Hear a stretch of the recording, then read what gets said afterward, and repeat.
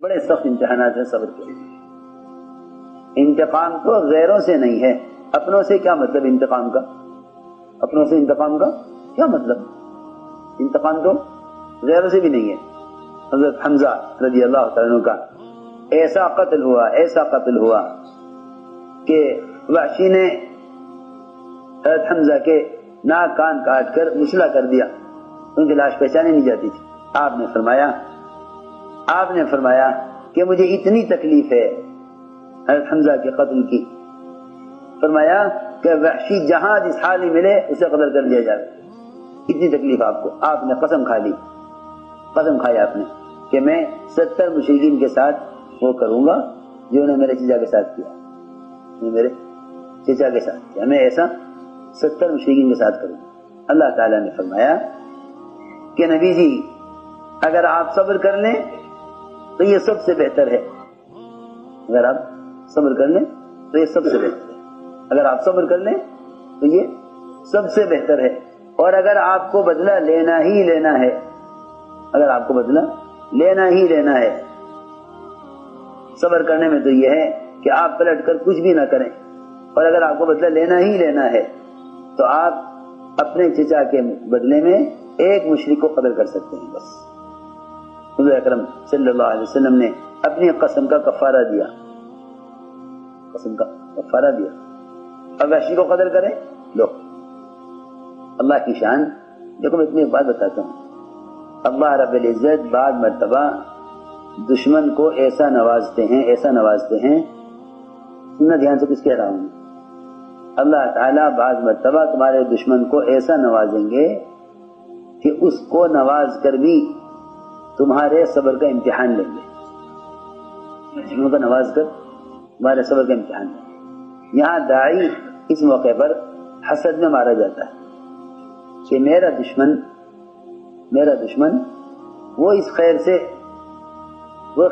میرے دشمن کو یہ خیر کیسے مل گئی. سنو میری بات توجہ سے. یہاں آدمی مارا جاتا ہے حسد میں. عجیب بات ہے. اللہ تعالیٰ کا دستور ہے یہ کہ وہ بعض مرتبہ دشمن کو ایسا نوازیں گے دکھانے کے لیے کہ ہم ہدایت جس کو چاہیں دے دیں. وہاں تو محسن ابو طالب ان کی ہدایت کی کوشش اور اللہ تعالیٰ ہدایت دے نہیں رہے. اور یہاں سب سے بڑے موذی وحشی چچا کو قتل کرنے والے اللہ تعالیٰ وحشی کو ہدایت دے رہے. آپ اتنی تکلیف عمل کے وحشی سے کہ تم بس میرے سامنے نہ بیٹھا کرو. تمہیں دیکھ کے مجھے اپنے چچا حمزہ یاد آتے، تم سامنے نہ بیٹھا کرو. اتنی اذیت ہوتی تھی. آپ میں کچھ کہہ رہا ہوں کہ نبی کے اللہ تعالیٰ صبر کا امتحان اس سے بھی لیتے ہیں. لیکن ایک بات یاد رکھنا، حضور اکرم صلی اللہ علیہ وسلم ستانے والوں کو اور احسان کرنے والوں کو برابر ان دونوں کی ہدایت چاہتے تھے. یہ نہیں کہ ستانے والوں سے کی ہلاکت کا جذبہ ہو اور محسنین کی ہدایت کا جذبہ ہو. یہ بات نہیں. جو کوشش ابو طالب کی ہدایت کی وہی کوشش ابو جہل کی ہدایت، وہی کوشش ابو جہل کی ہدایت. یہ نہیں کہ یہ تو ہلاک ہو جائے ستانے والے اور احسان کرنے والے ہدایت پر آ جائیں. جو کوشش ابو طالب کی ہدایت کی وہی کوشش ابو جہل کی ہدایت کی. دونوں کے لیے کوشش ہدایت کی. حالانکہ ایک انتہائی محسن اور ایک انتہائی موذی اور نقصان پہنچانے والے، لیکن دونوں کی ہدایت کی تمنا. ابو جہل کی ہدایت کی تمنا، ابو طالب کی ہدایت کی تمنا.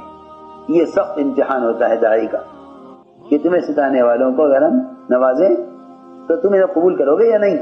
یہ ہے بات. اس لیے جب ابو جہل کے بیٹے اکرمہ آئے تو حضور اکرم صلی اللہ علیہ وسلم نے حضرت اکرمہ کے آنے سے پہلے ہی کہہ دیا صحابہ سے کہ دیکھو اکرمہ ابو جہل کے بیٹے آ رہے ہیں، ان کا اکرام کرنا. اور دیکھو اس کے باپ کا کوئی ذکر مت کرنا اس کے سامنے.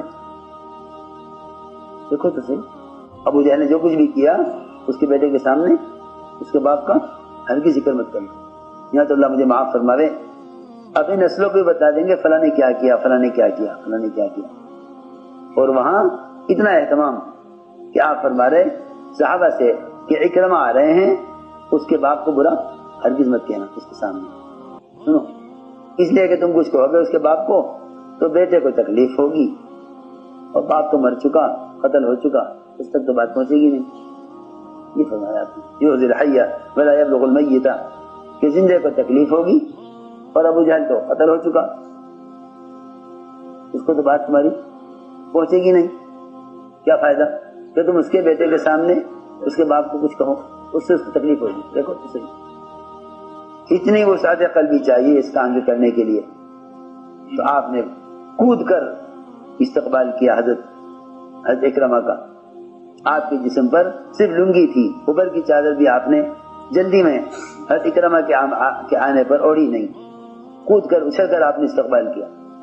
اس لیے میرے دوستو عزیزوں، ایک صبر کی بات یہ ہے، اس لیے یہ دو چیزیں میں عرض کرتا ہوں کہ صبر اور تقوی، صبر اور تقوی، یہ دو چیزیں پیدا کر لیں، صبر اور تقوی. اللہ تعالی یعنی ہر مشکل سے، ہر فتنے سے، ہر تنگی سے، ہر پریشانی سے نکال دیں گے صبر اور تقوی پر، صبر اور تقوی پر ہر تنگی سے نکال دیں گے. یہاں آ کر سارے خیر کی راہیں بند ہو جاتی ہیں جب داعی صبر اور تقوی چھوڑ بیٹھتا ہے. سارے راستے بند ہو جاتے ہیں، سارے راستے بند ہو جاتے ہیں. اس لیے میں نے عرض کیا کہ یہ دو چیزیں اصل ہیں، کیونکہ اللہ تعالیٰ نے صاف فرما دیا قرآن میں کہ جو آدمی اللہ سے ڈرے گا، تقوی اختیار کرے گا، ہم اس کو ہر تنگی سے نکال دیں گے. لوگ اصل میں دنیا کو ہی مقصد زندگی بنائے ہوئے ہیں، اس لیے وہ سمجھتے ہیں کہ تقوی پر بس روزی کے دروازے کھلیں گے. نہیں، تقوی پر ہر تنگی سے اللہ رب العزت نکال دیں گے، ہر تنگی